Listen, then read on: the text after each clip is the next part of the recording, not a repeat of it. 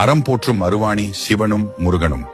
முன்னொரு காலத்தில் பூமியில் ஆரம் குறைந்து துர்மை அதிகரிக்கிற சமயத்தில் ஒரு சிறிய கிராமத்தில் பிறந்த ஒரு சிறுமி அருவாணி. அவள் பிறந்ததிலிருந்து அடித்தளத்தில் ஒரு வித்தியாசமான ஆன்மீக ஒளி காணப்படுகிறது. ஆனால் யாரும் அவள் யாரென்று தெரியாமல் வெறும் சாதாரண பிள்ளையாகவே நினைக்கிறார்கள். ஒரு நாள் அந்த கிராமத்தில் ஒரு பூதம் தோன்றி மக்களை அச்சுறுத்துகிறது. யாரும் அதை எதிர்க்க முடியாமல் ஒதுங்குகிறார்கள். அந்த சமயத்தில் அருவாணி மட்டும் தைரியமாக நிற்கிறாள். அவளது மூச்சில் தான் சிவபெருமானின் சத்ரூபமே உறைந்திருப்பதையும் அவள் முருகபெருமானால் ஆசீர்வதிக்கப்பட்டவளாக இருப்பதையும் யாரும் அறிய மாட்டார்கள். அவள் அந்த பூதத்தை எதிர்த்து பேசும் போதும் சிவனின் திருநாமத்தை ஜெபிக்கும் போதும் அந்த பூதம் நடுங்குகிறது. பின்னர் முருகபெருமான் தன் தோற்றத்துடன் அவளுக்கு கண்காட்சி தருகிறார்.